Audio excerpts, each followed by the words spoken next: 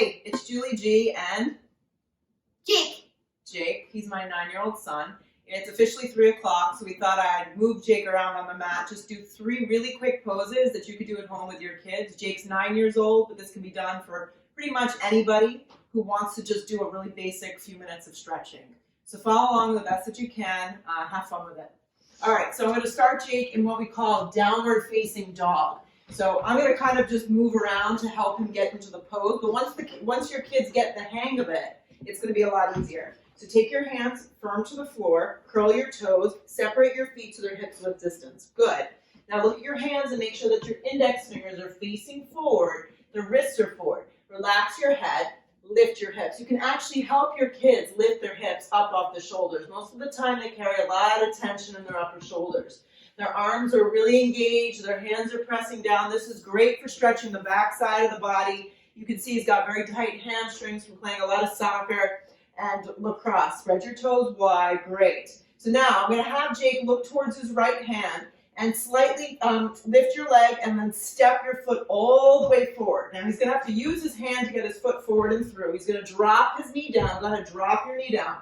And for this exercise, because it's a psoas release, sliding blocks. If you don't have blocks nearby, you can use a telephone book, or no one uses telephone books anymore, but some sort of book underneath the hand. Good. He's going to stay here. The angle of the leg is very important. His back leg's on an angle. His knee is not grinding into the floor. His foot is pointed towards the back. This is where we want him to stay. His gaze is forward, guys. He's looking forward. He's creating a little bit of a bend in his chest if he can. He's breathing right here. If he'd like, he can come up onto his fingertips, and that's going to create a little bit more. Great. Another breath. You're going to feel the weight in your right heel, and he feels his back leg getting a little stronger. Now from here, keeping his gaze forward, he's going to take his hands off his blocks and start to bring his arms towards the sky. Take a breath in. Extend your arms up. Good. From your shoulders, you turn in. Lift up through your fingers. This is great alignment. Take another breath. Exhale. Take your hands to the floor. It's a little tricky getting out, so I'm just going to slide the blocks to the front, plant your palms, step back to that down dog if you remember what to do. Downward facing dog. Lift your hips up and back. You can take a second to help reset them. This is not natural for a lot of kids. Walk your feet in a little bit closer towards you. Walk your feet in a little bit closer. Good. Lift your hips. Now look at your left hand. Look at your left hand. Step your left foot all the way forward and through. Use your hand to get the foot up there. Great. Drop your back knee.